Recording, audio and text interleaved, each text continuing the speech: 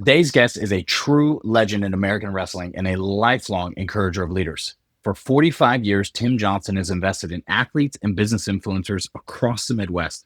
And for nearly 4 decades, he's been known as the voice of college wrestling, the longest tenured broadcaster in the sport's history. Tim's journey started with adversity, though. At 6 years old, he suffered a catastrophic lawnmower accident that nearly cost him his leg. But one coach's powerful encouragement, as long as you wrestle, you'll be okay, changed everything. Wrestling became his life's path. Tim went on to coach state champions, work with USA Wrestling, the 1984 Olympics, and become a fixture on Iowa Public Television, ESPN, the Big Ten Network, calling nearly 500 collegiate meets. He's a member of multiple halls of fame, including the National Wrestling Hall of Fame. And beyond the mat, Tim spent 30 years leading the Fellowship of Christian Athletes across the Midwest and later guided business leaders through Pinnacle Forum. Now retired, he's entering his 70s with the same passion for faith, leadership, and impact.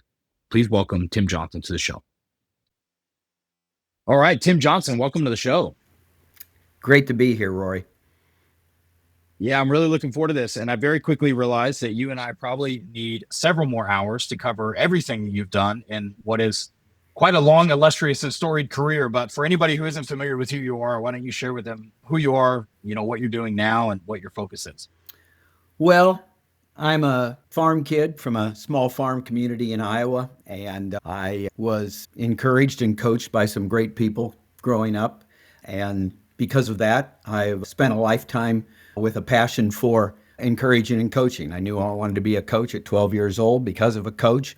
And so I love to inspire leaders by coaching and encouraging them with the love and wisdom of Jesus, the greatest leader of all time. And so today, I would say as an elder in most rooms that I'm in, my passion is to help people flourish in the third of their lives. And as I say on my last birthday, I've got a lot to do at 72. I love that. Yeah, I think about that sometimes. We always talk about life is short, but I don't know that people really appreciate quite how long it is. In the sense that like you're saying, you're third. A lot of people get to 60 and they're like, "Oh, I'm almost done." It's like, well, you've still got a decade, 2 decades, maybe 3 decades left where you could do whatever you want. I mean, you can go down any path you want to go down. Well, you're hitting on what my passion is because one, I had great, people before me. My grandpa was on a Caterpillar clearing timber at 85 years old. My mom started a new business at 68 and didn't retire till she was 92. And so I've got experiences and examples in my life. And I've always felt, probably been talking about it for the last 15 years, that it's only logical that your greatest impact in society would be in your 70s. I say that, it's just only logical. The mistakes you've made, the experiences you have. I don't think that, it came on to me years ago that my desire shouldn't be to curl my toes in the sand in Florida and hold up seashells and say, "Lord, look at the seashells I found today." And so I say the 70s because in most cases, people have their health. The 80s become a roll of the dice. But it kind of wrap this bow on this part of the conversation. I'm not just passionate about those who are my age, that we flourish in the third and what that means. And I spend a lot of time with a lot of my peers talking about it. We've got formal groups that meet and talk about it, and then informally. But I'm passionate about your generation and even earlier, that if you're going to be great, if you're truly going to flourish in the third of your life, you would start thinking about it now. You would have a parallel track. What's important? So many people say, when I sell my company, I will give of my time and my leadership. And I'm going, well, what if you had a parallel track and you dabbled in it right now?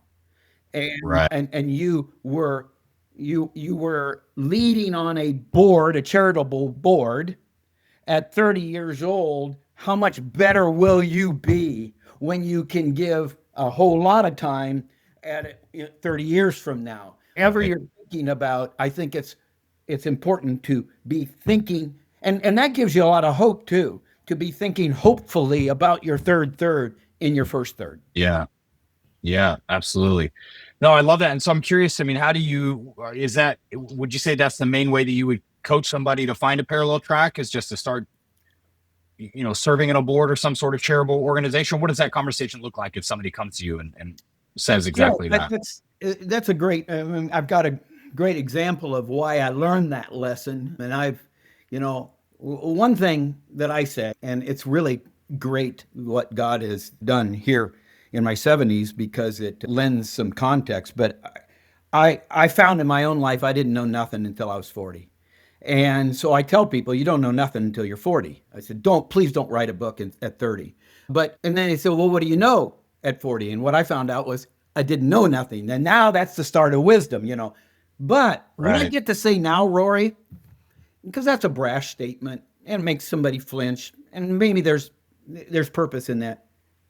What I'm finding out is I don't know nothing at 70 either, and I've got so much more to learn. And God has put into me this insatiable desire to learn that I didn't have earlier, and I just see how much I don't know. And so I'm able to soften that statement I make by going, wow, here's what I'm finding out at 70, is it's so exciting. Now, to answer your question, great story. Friend of mine, great entrepreneur, grew from his basement, the largest hobby distribution company in the world. And he and I were talking about saving the YMCA in our community and taking it over, displacing a 20-person board, bringing on our own group because it was going to go under. We knew leadership was everything. And I know right where I was, about 2 blocks from where I live right now, driving. And I called Rick and I said, I know who our leader should be. And he said, who? And I said, well, the head wrestling coach at the University of Illinois, my best friend, Mark Johnson.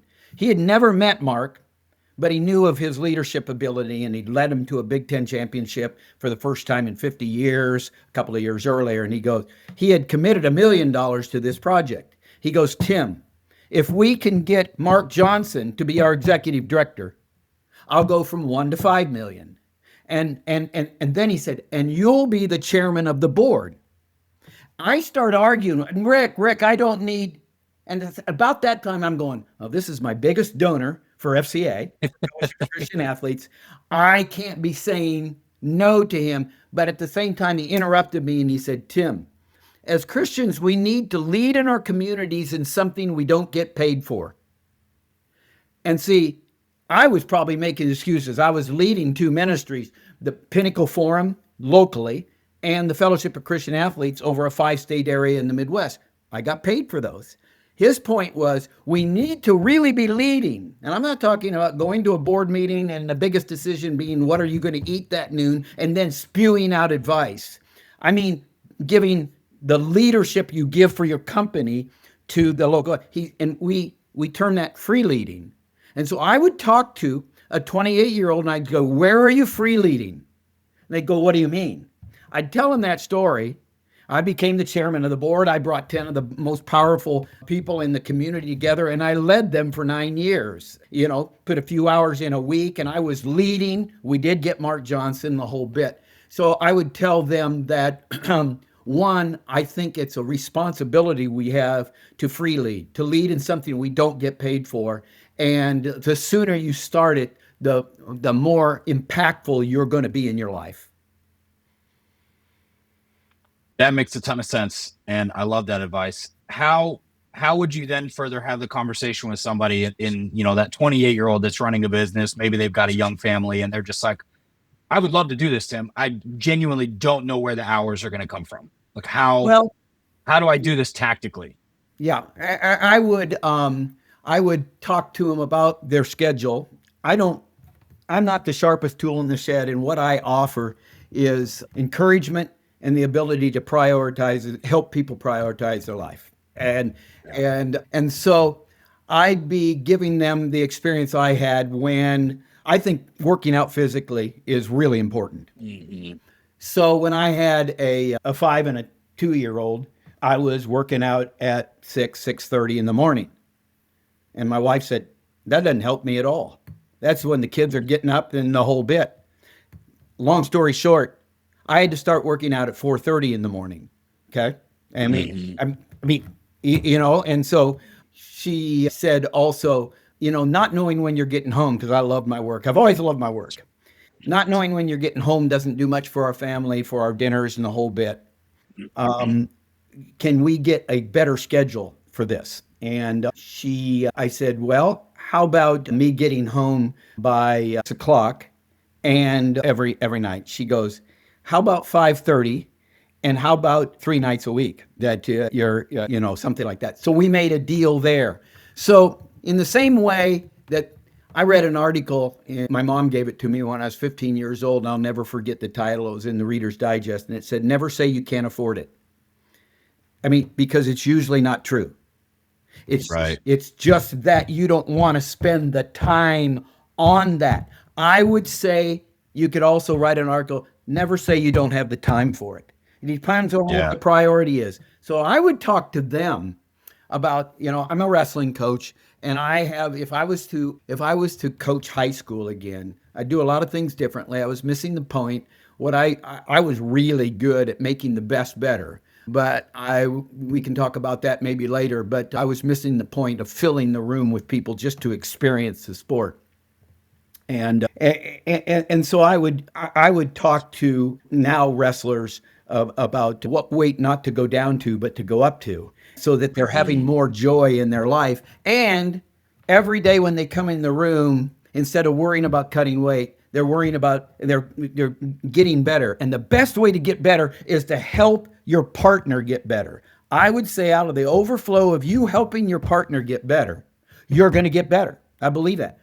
I believe that if a young 28-year-old with a family would believe that their free leading somewhere would make them better at what they're doing, and I would contend that it would. So I would say, don't tell me you don't have the time. Now I'll show you where that time is to dabble in it. Again, I'm not saying, so let's talk about, I'm not talking about being the chairman of the board. And I'm not talking about maybe a board that meets once a month, but let's talk about your interests, whether it starts at your church, whether it's at your kid's school, or whether it's a charity or a nonprofit. Let's talk about how you would give some of your leadership to them, which will make you sharper and better. And out of the overflow of that, you'll be a better husband, a better father, and a better leader. So I would contend that helping people prioritize is still one of the most important things people can do for others. Yeah, absolutely. You've mentioned it a few times, obviously being younger, and I want to make sure we get to the story, which I'm sure was quite pivotal for you, but I would love for you to talk about how you got into wrestling after being injured when you were young. Yeah. So when I was not quite 7 years old, we had a big farm, a big grove. We had a brand new riding mower that day. It was not normal. People didn't have riding mowers since it was small and kind of open. And one moment I'm watching the maiden voyage of the lawnmower go out into our grove, and the next moment I'm under it. I ran up behind. I had tennis shoes on, dew on the ground. I was just a dumb kid, and I was going to scare the person that was riding it. I was enamored with it, and I slipped underneath it, and the new blade cut my leg, bone, artery, nerve right through my knee, sliced it open, and only a piece of skin was holding it on. We had a 17-year-old Eagle Scout named David Beck, and he was working on the farm for us. He heard the scream from the shed. He ran out. He saw my surviving shoe. He pulled the string out of my surviving shoe, put a tourniquet on, put it on right. We were 20 miles north of a small hospital in Burlington, Iowa. And they got down. I remember being in the emergency room, and I remember a doctor in a tweed coat standing over at the end and going, let's try to save it. And so they didn't know whether it would be a stiff leg or not. And they put the leg back together. And then 8 years, I had 8 operations in 8 years, university hospitals in Iowa City, Iowa, and saved my leg and still have it today. And my PE, it was called PT back then, physical training, but my PT teacher was Coach Dara, and he was starting a wrestling program in Morning Sun. And he just put courage into me, told me I was a stud, told me I was the bravest kid he ever knew, had me race on crutches against other people and beating them and telling them what a sissy, and he didn't use the word sissy. You could do that back then. And he encouraged me all the way. And to make how I really gave my life to wrestling was one, I was enamored by it. I was enamored by the coach who put courage into me, invited me into the varsity wrestling room when I was in fifth and sixth grade to just hang around. And because they didn't have youth wrestling back then like they do today. I remember I had broken the same leg twice playing sandlot football, and I was at the university hospitals, and they told me that day, 1966, and they told me that day, Timmy, we know you love wrestling and baseball, but you can't play football anymore. Well, when you don't not play football in Morning Sun, Iowa, or you were dead to the coach, because Coach there was also the head football coach. And you thought you would be invisible, you were dead, he was going to make fun of you because you had to be a football player there. And I remember going to a baseball game that night. They play summer baseball in Iowa in the high schools, and Coach Darrow was along the third base line, the bean fields behind him. I walk up. I said, Coach, turned to me, and he goes, yes, stud? I go, well, that's a good start. And I go, I'm not going to be able to play football in high school. And he lifts his arm, and I'm thinking, that's back when, we had paddles with holes in it. I thought he was going to hit me. Put his hand on my shoulder, and he said, Timmy, as long as you wrestle, you'll be okay. I'm telling you, he turned the kid right side up. Was going upside down. I used my best Barney Fife impression and said, yes, sir, coach. Yes, sir. You can depend on me, coach. And I committed my life to wrestling right there. And I wrestled throughout high school and college. I was just a better than average wrestler, but I always knew I was wrestling. One, because I loved the sport, but better, I knew I wanted to coach. And I knew that the more I wrestled, the more credibility I would have as a coach. And that was the start of my wrestling career. Wow, what an amazing story. Where do you think where did your desire to coach start? I mean, do you remember that moment where it hit you? It was because of the coach, because of Coach Dara. And I wanted to do for others what he did for me. So whether it was that night, because I was 12, I knew I wanted to coach at 12 because of a coach. And so it was I say to people, never underestimate the power and influence of coach. And now I'm just going to be honest with you. I mean, I know your background, so talk about a stud. But I knew I wanted to coach, and I've been a coach all my life. I got a bit of a problem with the influx of the number of quote unquote coaches out there, executive coaches who are getting a certificate. And quite frankly, it's because they never could be successful at anything else. So they got a coaching certificate and are out taking advantage of, guess what? People want to be coached. They need to be encouraged. And so I have a special place in my heart for those who knew they are coaches, and whether it's in sports or music or whatever, it doesn't make any difference. My favorite movie of all time is, the Mr. Hollis movie, The Music Teacher. Mr. Holland's Opus. Mr. Holland's Opus. That is just that just hits me in every place that makes my heart leap. And so where I'm coming from. He was a coach. And he knew he wanted to coach at an early age, and actually wanted to get out of coaching and be famous. And that was, I wanted to coach because I wanted to be famous too, and I didn't become a good coach until I got rid of that. And so, and the other thing I like to do, and as part of my life's work, is to keep coaches coaching. A lot of people say, well, it's a young man or a young woman's game. And I'm going, the greatest benefit to kids these days would be any room, any court, any field that had a 65 to 75-year-old coach there in the program. Doesn't mean they're coaching the same way. Might not mean they're the head coach. But what they would gain by these guys staying in the game. So I help coaches stay in the game. That's one of my life's things. It's kind of like flourishing in the third, but I want to help coaches stay in the game. I love that. I think of that kind of like the multi-generational household, right? It's like your parents can't know everything because they're only 25, 35, 45.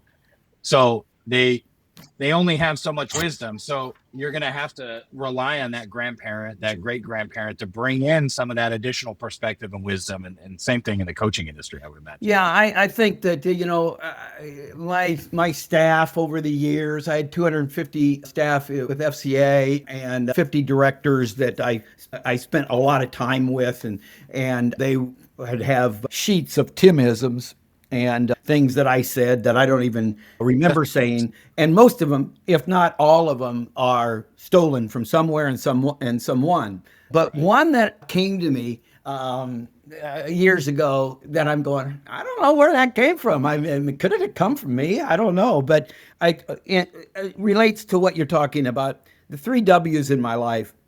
I think the first, from the time I was 23 to 35, I was just copying my mentors. I didn't know anything else. I coached practices like my college wrestling coach did. Well, that, I mean, it's better than not having a mentor, but you don't coach high school like college, etc. But so I was weaning myself from the connection and the copying of my mentors.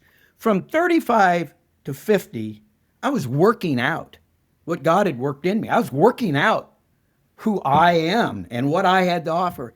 And from about 55 on, for the last 15, 17 years, I've been able, like the Karate Kid, I've been able to wax on. That's what I do today. I wax on the wisdom that I got from the mistakes I made. So we're all weaning ourselves from copying. Then, then we're working out. And then the most rewarding part is waxing on. That's fantastic. I would love to hear you talk about what you look for in a coach, because you mentioned earlier, right? I mean, obviously over the last, I would say maybe 20 years, especially with the internet and social media, there's coaches everywhere. Everybody's a coach for a million different things, and some have certifications, some don't. So like, as you're looking at or evaluating a coach, what do you look for? How do you know if a coach is a good coach? Well, the reason I desire to coach today is out of love, a desire to serve, and build up, and help people be better. And so, if I have the opportunity to coach coaches, and that's basically been my life. When I was a high school coach, then I had the opportunity to be with every Olympic sport has a national governing body, and I was with USA Wrestling as their national events director, and I had the opportunity to move to LA and run the Olympics and for wrestling, and then I became the CEO of the YMCA's in Wichita, Kansas. That's where I cut my teeth on staff, board, and donor development, okay? And so then I came to Champaign to be the director of a coaching education program, and the mantra that I had was, we know who's coaching the kids, but who's coaching the coaches? And so I became friends with several athletic directors, and to me, they, depending on the size of the school, they are responsible for coaching the coaches, and most of them don't get it. So my passion is to coach coaches, because, if they're not coached, they're not going to be coaching our kids right. So today, and so FCA, Fellowship of Christian Athletes, I hadn't thought about being in full-time Christian ministry one day in my life when I got called into it, and it's a story in itself, but it is about coaching coaches. And so in other words, FCA, if you ask me, if somebody came to me and said, I'm thinking about FCA, and tell me about it. Well, I'd love to be with kids. I go, well, there's teaching and coaching in schools, and there's Youth for Christ, and there's Young Life. Those are youth ministries. FCA reaches more youth than any ministry in the world, but our method is to and through the coach. So you're really an adult. If you're an effective staff person, you know that your job is to coach the coaches. And so they're the ones. I mean, my 30-second elevator speech for FCA was, hey, God's basically just been disinvited the last 50 years in our communities and our schools, and that's not good for our society, especially our youth. FCA engages with arguably the greatest influencer of adolescents of our day, outside of the parent in the home. We equip them in what it means to be a coach for Christ, and then we empower them to go and make disciples. We engage, we equip, we empower. Boom. That's what we do. Well, that is what I have given my life to. And so today, I don't know how for the last couple of years since I retired from FCA, the Lord just put on my heart to answer the call with an S in a parentheses. Answer the calls. There's not a call I don't answer. So I answer the calls. Then I evaluate the opportunity. And then if the person is a leader in my evaluation, who is also a coach, I mean, all leaders are coaches, okay? If that's who they are, then I befriend them and I engage in their hearts and we develop trusted relationships and I share what it means to be an effective coach and I hold them appropriately accountable for progress and then we see how it goes. And from a standpoint of you got to understand what coachable is too. One of my favorite books of all time is October 1964 by David Halberstam. Great author, great writer. I like great writers because you just find sentences you go, oh my gosh. Well, this one sentence, it was the pitching coach and that's the whole book is about. I've been a Yankee fan all my life, and the whole book is about the 1964 year and World Series between the Yankees and the Cardinals. And so you get into the personalities and all that's going on in the clubhouse and outside. And the pitching coach was talking about a rookie that year named Mel Stottlemyre, and he said he was a coach's dream. He not only listened, but he had the ability to turn what he heard into successful action. I went, wow. I used to think that somebody was coachable if they just looked at you and their tongue hang out and they go, yes, coach, yes, coach. And I go, doesn't mean anything. They're only coachable if they can turn what they hear and learn into successful action. That is the definition of coachability. And so I found out I work with coachable coaches. I'm too old to not stay in my lane. And so I am going to identify the opportunity, determine whether they truly have a DNA of coaching and leadership. And then I'm going to help them get better because, don't know whether you've heard the name Dan Gable before, but he's the biggest name in wrestling. Yep. Okay, so in 1998, he had been retired after leading the Iowa Hawkeyes for 21 years. He won 21 Big Ten titles as a coach, 15 NCAAs. He's an Olympic champion, didn't have a point scored on him. And I was on a broadcast team with Iowa Public Television doing a program called College Wrestling. And the play-by-play retired, and I was going to move from analyst to play-by-play, and we're going to ask Dan Gable, the man, to be our color analyst. We're sitting in his chalet office north of Iowa City, outside of his house in the country, and we're asking him this. And he rubs his hand, and he's 77 today and still one of the great spokesmen for amateur wrestling. And he goes, well, everything I've ever done, I wanted to be best. And he's looking down, he's rubbing his hands. He goes, this would be no different.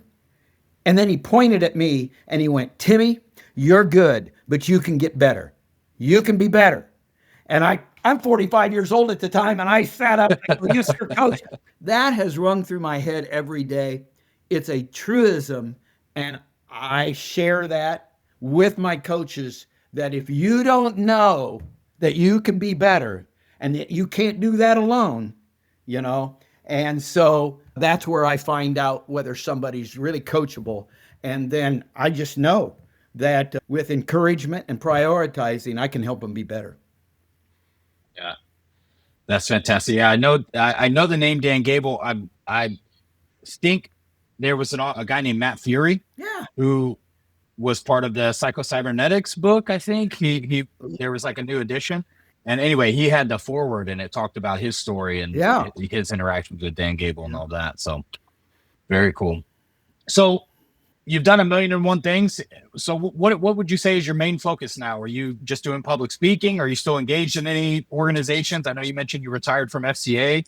So what do your days look like? Yes. I'm living the dream in many ways. I'm the chief encouragement officer for the National Ministry of Pinnacle Forum because I've been asked to coach the CEO. And he's 32 years old. I've known him since he was a kid, and I'm pleasantly surprised. He's one of the best young leaders I've ever been around. So it's really fun to be on a winning team. So I'm on his leadership team. And then the local person here, something I used to do, decided that they couldn't lead anymore. So I'm at this season, I am also leading the local Pinnacle Forum ministry. And really, that's people who have been called to lead and want to magnify Christ in the sphere of their influence. And so we have forums, huddles, small groups of leaders all over the nation, specifically here in Champaign. And I work with the forum facilitators to encourage them and make them better. And then I sit in on the leadership team. I'm also an advocate for an operating system called EOS, the Entrepreneurial Operating System. Yep. And so I implemented it with my Midwest FCA. And that's one of the main things that the CEO, he had heard many people on the board implemented that operating system. I call it the strategic framework for effective execution. And for the last 6 months, we have successfully implemented that on the leadership team, and I led that effort too. So I believe that, you've got to have an operating system that starts with determining your values and then gives you a vision, etc. I'm also, I'm mentoring, I'm discipling several people, and I'm answering the calls. So I'm on Zoom calls. I'm encouraging in a remote forum tomorrow that meets out of the western part of the United States. And I'm also speaking. I'm entering my 40th year of broadcasting college wrestling. So I've got a full schedule with the Big Ten Network, ESPN for the NCAAs. And so they keep asking the old man back. And I've always seen it as a platform, Rory. And so as long as it's a platform to encourage others, to be better at whatever they're doing. Yeah. And so my days are full. My days look like this. I get up at least 90 minutes earlier than my first appointment, and I engage God first. And so, if you're asking me, where I can identify success in people's lives, mine personally, I call it the life-changing power of well-chosen words. So it was the words of Coach Dara. It was the words of the nurses, my mom, who told me I was brave. It was words of teammates, older teammates, that told me that I had what it took. That's all we want to hear, isn't it? That we've got what it takes. And then it was the words of a 65-year-old successful oil man in Wichita, who decided to start taking me to the petroleum club and taught me how to pray in public and discipled me. And it's so, but talk about no rivals. If you truly believe that the Bible is the word of the Almighty God, then I get into his word in the morning. I've got some dead mentors that I read their devotionals. I have time in the word, and then I have a pretty significant time of prayer for friends and for lots of people. And so I pray. And if you're asking me, well, why does it take so long? I would say, at my age, you're talking about health a lot. But I would say from your age on up, a big part of my prayer page are issues with adult children. And if anybody tells you they don't, and so I know your kids are young, but someday I don't want you to feel either like a failure or alone when one of your kids is going a direction they want to go, because the guy right next to you, if they're telling the truth, is dealing with the same thing. And right. So then I'm usually on calls, Zoom calls. My workout's really important. I've been on a Schwinn Airdyne since 1988.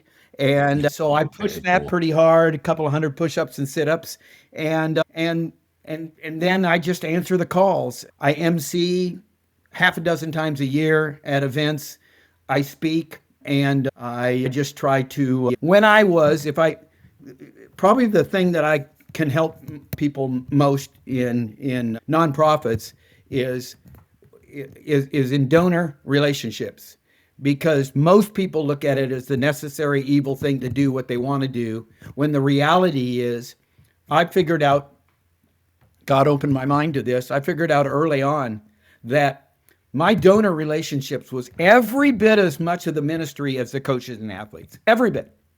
So you're giving them a front row seat to something they can't be involved in, and all they've got is their money. But what they really want is a relationship. And so I help a lot of in that area change their mindset on that. Until they do, they won't have joy in what they do.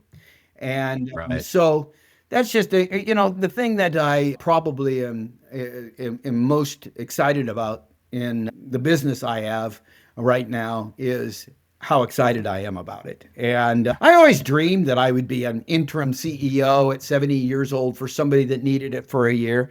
And then I get asked to, be a CEO's executive coach. I continue to get asked back to be a broadcaster. And then I've got several people that I encourage individually. And the one I was sitting, Truett Cathy is founder of Hmm. Chick-fil-A. 25 Yeah. years ago, I was sitting buying in Fort Wayne and had met him for the first time. Really didn't even know. He must have been 80 something at the time. Just happened to be seated by him.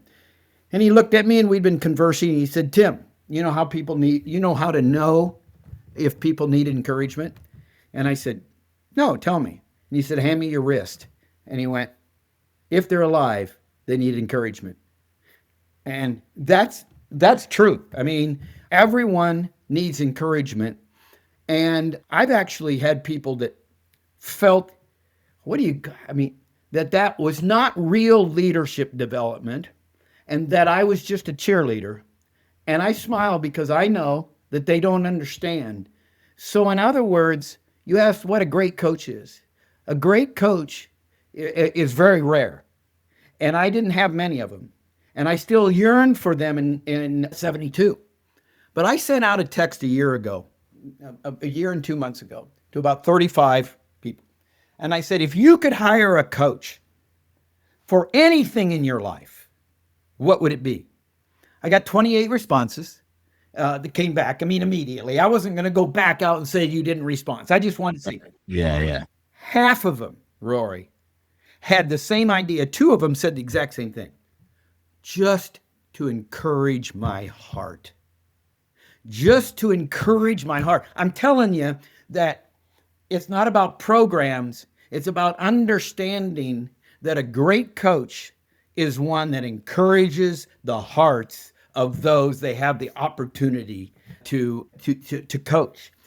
These are high level leaders that are telling me, and I'm going, well, that's what I do.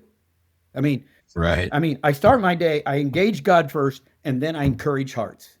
And then, if this is what God wants me to, I'll encourage with truth, the gospel.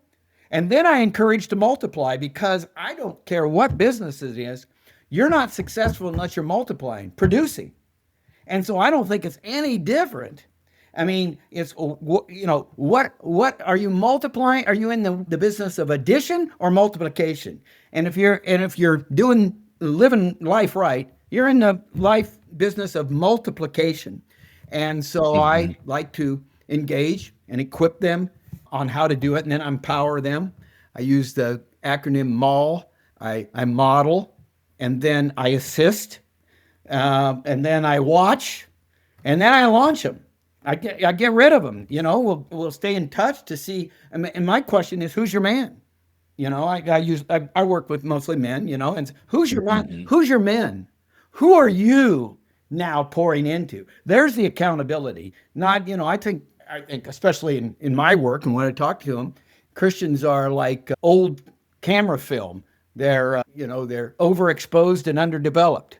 And, get a lot of information on a Sunday and then I don't do anything with it from, that time on. And so probably the thing that I am most excited about is that people will always need to be encouraged.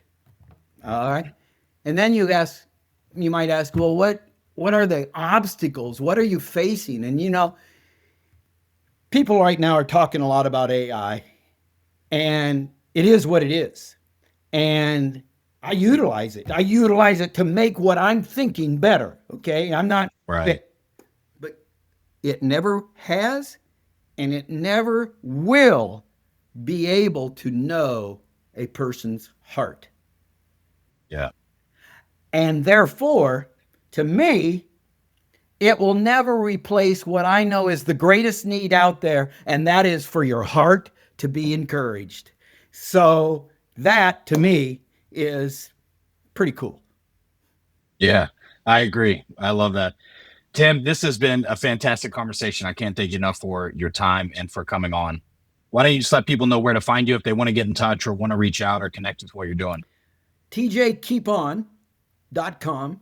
You can get a hold of me through my website. It's my two favorite words. And to keep on, because life is not a sprint, it's a marathon. And I want to, one, keep on myself and help others keep on.